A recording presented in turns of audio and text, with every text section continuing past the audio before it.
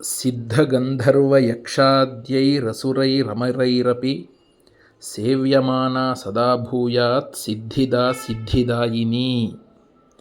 ಜಗನ್ಮಾತೆ ದುರ್ಗಾದೇವಿಯ 9ನೆಯ ಶಕ್ತಿಯ ಹೆಸರು ಸಿದ್ಧಿದಾತ್ರಿ ಆಗಿದೆ. ಇವಳು ಎಲ್ಲ ಪ್ರಕಾರದ ಸಿದ್ಧಿಗಳನ್ನು ಕೊಡುವಂತಹವಳು. ಮಾರ್ಕಂಡೇಯ ಪುರಾಣಕ್ಕನುಸಾರ ಅಣಿಮಾ, ಮಹಿಮಾ, ಗರಿಮಾ, ಲಘಿಮಾ, ಪ್ರಾಪ್ತಿ, ಪ್ರಾಕಮ್ಯ, ಈಶಿತ್ವ, ವಶಿತ್ವ ಹೀಗೆ 8 ಸಿದ್ಧಿಗಳು ಇವೆ. ಬ್ರಹ್ಮವೈವರ್ತದ ಪುರಾಣ ಶ್ರೀ ಕೃಷ್ಣ ಜನ್ಮಖಂಡದಲ್ಲಿ ಈ ಸಂಖ್ಯೆಯನ್ನು 8 ಅನ್ನುವ ಬದಲಾಗಿ 18 ಎಂದು ತಿಳಿಸಲಾಗಿದೆ.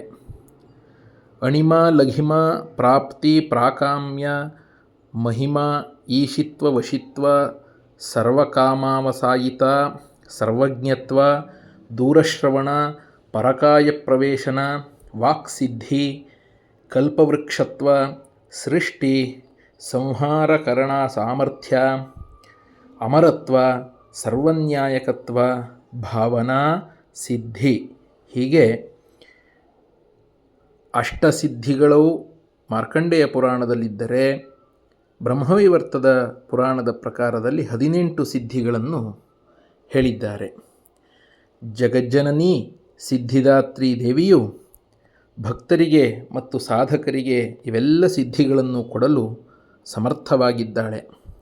ದೇವಿ ಪುರಾಣಕ್ಕನುಸಾರ ಭಗವಾನ್ ಶಿವನು ಇವಳ ಕೃಪೆಯಿಂದಲೇ ಇವೆಲ್ಲ ಸಿದ್ಧಿಗಳನ್ನು ಪಡೆದುಕೊಂಡಿದ್ದನು.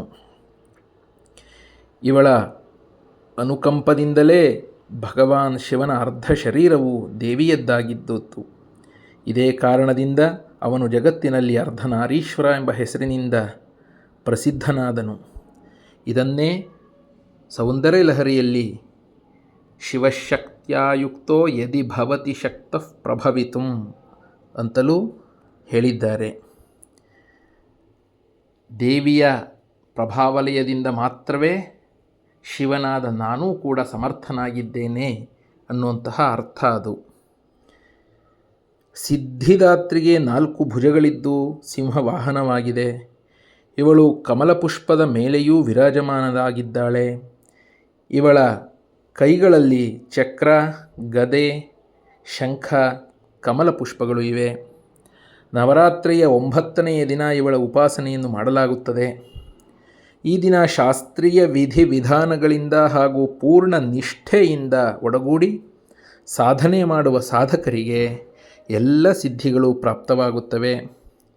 ಈ ಸಾಧನಾ ಸಮಯದಲ್ಲಿ ಸಾಧಕನಾಗುವ ವ್ಯಕ್ತಿ ಅತ್ಯಂತ ಸರಳ ರೀತಿಯ ದಿನಚರಿಯನ್ನು ಪಾಲನೆ ಮಾಡಬೇಕಾಗುತ್ತದೆ. ಸಾಧನೆಗೆ ಸರಳತೆ ಎನ್ನುವುದು ಅತ್ಯಂತ ತುಂಬ ಮುಖ್ಯವಾದಂತಹ ಒಂದು ಅಂಶವಾಗುತ್ತೆ.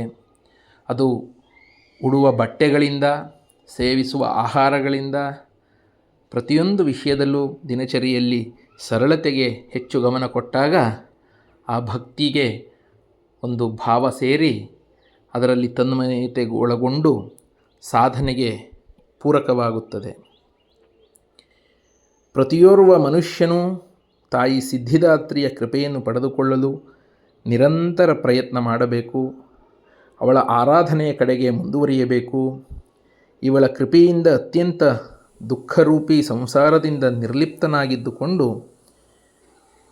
ಈ ಲೋಕವನ್ನು ಹಾಗೂ ಪರಲೋಕವನ್ನು ಅತ್ಯಂತ ಯಶಸ್ವಿಯಾಗಿ ಮುನ್ನಡೆಸಬಹುದಾಗಿದೆ. ಎಲ್ಲ ಸುಖಗಳನ್ನು ಭೋಗಿಸುತ್ತಲೂ ಅವನು ಮೋಕ್ಷವನ್ನು ಪಡೆಯಬಲ್ಲನು. ಸೃಷ್ಟಿಯಲ್ಲಿ ಅವನಿಗಾಗಿ ಯಾವುದೂ ಅಗಮ್ಯವಾಗಿ ಉಳಿಯುವುದಿಲ್ಲ.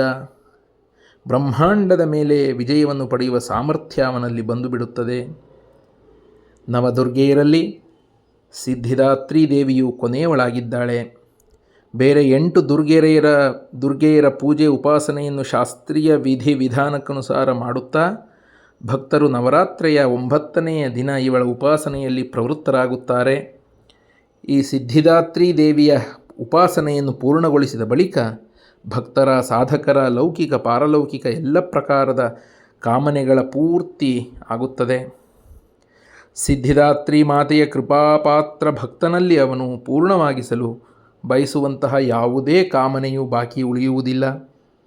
ಅವನು ಎಲ್ಲ ಸಾಂಸಾರಿಕ ಇಚ್ಛೆಗಳಿಂದ, ಅವಶ್ಯಕತೆಗಳಿಂದ ಮೇಲಕ್ಕೆದ್ದು ಮಾನಸಿಕವಾಗಿ ಭಗವತಿಯ ದಿವ್ಯ ಲೋಕಗಳಲ್ಲಿ ಸಂಚರಿಸುತ್ತಾ ಅವಳ ಕೃಪಾ ರಸ ಪೀಯೂಷವನ್ನು ನಿರಂತರ ಪಾನ ಮಾಡುತ್ತಾ ವಿಷಯ ಭೋಗ ಶೂನ್ಯನಾಗುತ್ತಾ ನಿರ್ಲಿಪ್ತನಾಗಿದ್ದುಕೊಂಡು ಸಾಕ್ಷೀಭೂತನಾಗಿದ್ದುಕೊಂಡು ಎಲ್ಲವನ್ನೂ ನಡೆಸುತ್ತಾನೆ. ತಾಯಿ ಭಗವತಿಯ ಪರಮ ಸಾನ್ನಿಧ್ಯವೇ ಅವನಿಗೆ ಸರ್ವಸ್ವವಾಗುತ್ತದೆ. ಈ ಪರಮಪದವನ್ನು ಪಡೆದ ನಂತರ ಅವನಿಗೆ ಬೇರೆ ಯಾವುದರ ಅವಶ್ಯಕತೆಯೂ ಉಳಿಯುವುದಿಲ್ಲ.